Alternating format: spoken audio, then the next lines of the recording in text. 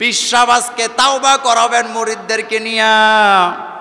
তাওবা করানোর সিস্টেম, পীর সাহেব হুজুর পাগড়ি ছাইরা দেয়, কথা কর না কেন? পাগড়ি ছাইরা দিছে, এবার কয় পাগড়িতে ধরেন। পাগড়িতে যারা পাগড়ির কাছে ছিল নিকটবর্তী তারা পাগড়িতে ধরছে, যারা পাগড়ি বাগে পায় নাই, যারা পাগড়ি ধরছে তাদের পিঠের মধ্যে হাত দিছে। এবার পীর সাহেব হুজুর কয় চোখ বন্ধ করেন, চোখ বন্ধ করেন। আচ্ছা, আপনাদের কাছে জানতে চাই, ইবাদতের সময় চোখ খোলা থাকবে না বন্ধ থাকবে? ইচ্ছা কইরা নামাজের ভিতরে চোখ বন্ধ করলে নামাজ মাকরু। নামাজ কি? কুরবানি করার সময় কেউ যদি কয় চোখ বন্ধ করে কুরবানি কইরাম, ওই বলি আরে ভাই আপনি তো আরেকজনের হাত কাইটা দিবেন। চোখ খোলা রাখেই সকল ইবাদত। উমরা করতেছেন, হজ করতেছেন, তাওয়াফ করতেছেন, চোখ বন্ধ না খোলা? কথা বলে না বাঙালি? সাই করতেছেন, চোখ খোলা না বন্ধ?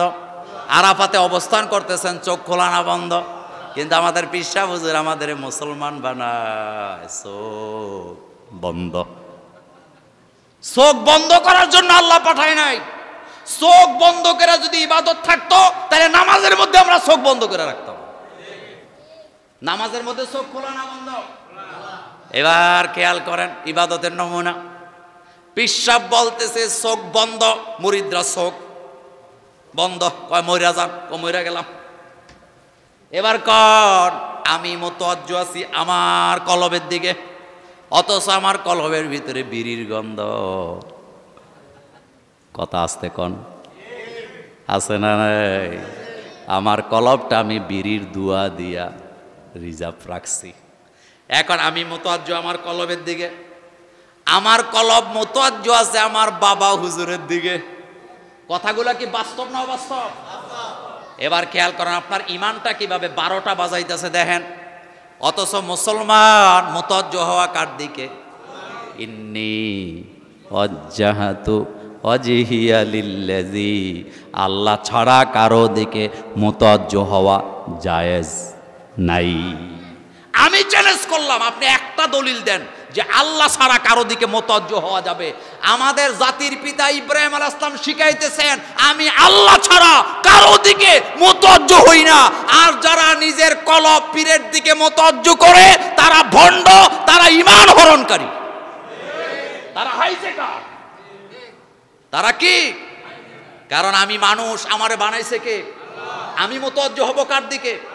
খেয়াল করেন কথার নমুনা। আমি মুতাওয়াজ্জু আছি আমার বাবা হুজুরের দিকে, বাবা হুজুর মুতাওয়াজ্জু আছে দাদা হুজুরের দিকে। ফাইজলামি আছে না নাই? অথচ বাংলাদেশে যতগুলা পীর আছে আমি আপনার কপালে চুমা দিয়া বললাম আমি খরচ দেবো, আপনি যাইয়া পীর সাহেবের ঘরের খবর লন। একটা পীরের ঘরে ভাই বোনের কোনো মিল নাই। রাসূল বলছে ভাই বোনের মিল নাই যারা জান্নাত পাবে না।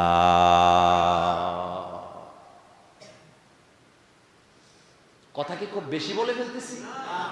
বাস্তবতা আছে না নাই?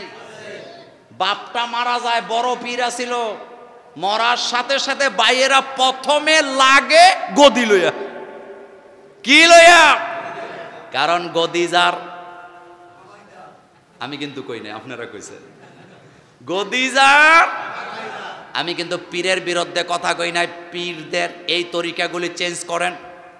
কোন পীর যদি আমাদেরকে আইসা শিখায় আল্লাহ ছাড়া কারো গোলামি করা যাবে না, কোন পীর যদি আমাদেরকে বলে আল্লাহ ছাড়া কারো কাছে কিছু চাওয়া যাবে না, কোন পীর যদি বলে আল্লাহ ছাড়া কারো উপরে ভরসা করা যাবে না, কোন পীর যদি বলে আল্লাহর কোরআনের আইন ছাড়া কোনো আইন মানি না, কোন পীর যদি জিকিরের বন্ডামের তালিম না দিয়া কোরআনের তালিম দেয়, হাদিসের তালিম দেয়, তাকে 1000 বার সালাম,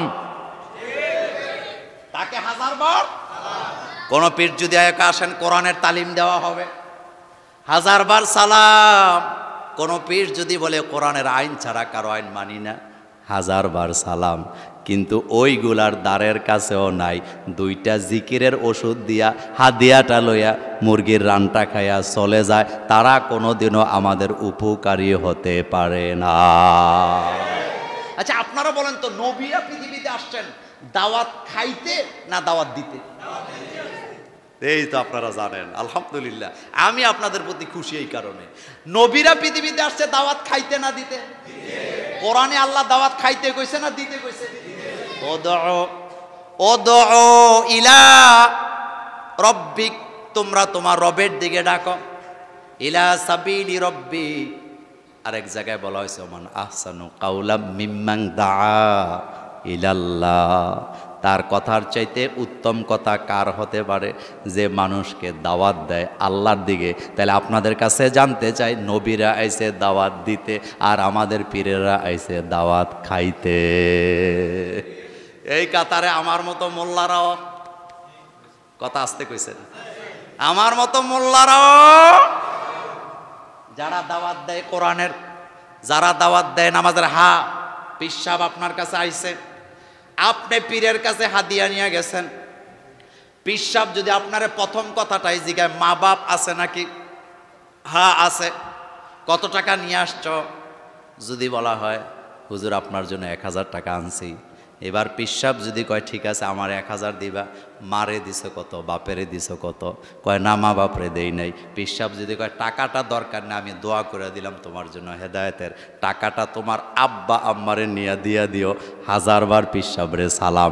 কিন্তু টাকাটা লইয়া আরেক দিকে তাকাইয়া, পকেটের দিকে না তাকাইয়া আস্তে করে টাকাটা ঢুকায় যারা, তাদের সাথে আমাদের কোনো সম্পর্ক। কিন্তু এটা কি করবে? কথা আসতে কয়, এটা কি জীবনেও করবে? করবে না। পীর সাহেবদের অর্থনৈতিক অবস্থা দুর্বল না সবল? কয়জন মুরিদের মায়া বিয়া দিয়া দিছে? কয়জন?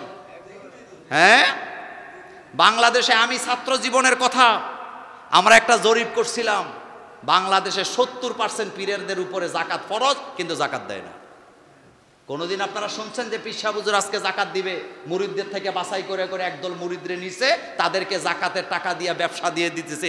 এই রকমের একজন পীর আমার দেশে খুঁজে পাবেন না।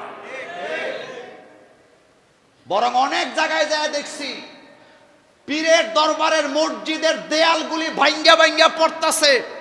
উনি মসজিদটা সংস্কার করে না, কিন্তু উনার খানকাটা লাল গালিচা দিয়া বইরা রাখছে। এরা ভণ্ড। এরা কি? আপনি 13 কোটি টাকা 14 কোটি টাকা মাসে হাদিয়া পান। 14 কোটি টাকা হইলে 1400 লোকের মাইয়া বিয়া দেওয়া যায়। যায় কি যায় না? আপনি মাইকিং করেন, পোস্টার করেন, আপনি তালিম দিতে আইছেন, বলেন যে আমার মুরিদদের মধ্যে কে কে মাইয়া বিয়া দিতে পারো না, আমার কাছে লিস্ট দাও, আমি দায়িত্ব নিলাম বিয়ে দেব। এরা পীর, এরা আমাদের স্যালুট পাওয়ার যোগ্য। কিন্তু টাকা নিয়ে খালি জমি কিনে, এরকম নাই? নাম বলবো না, 81 কানি জমি কিনছে। 81 কানি। কয় কানি? যে গেলাম টাকা কয় মুরিদরা দেয়। মুরাদনগরের একটা জায়গায় আমি ছিলাম, সুসুন্ডা গ্রামে।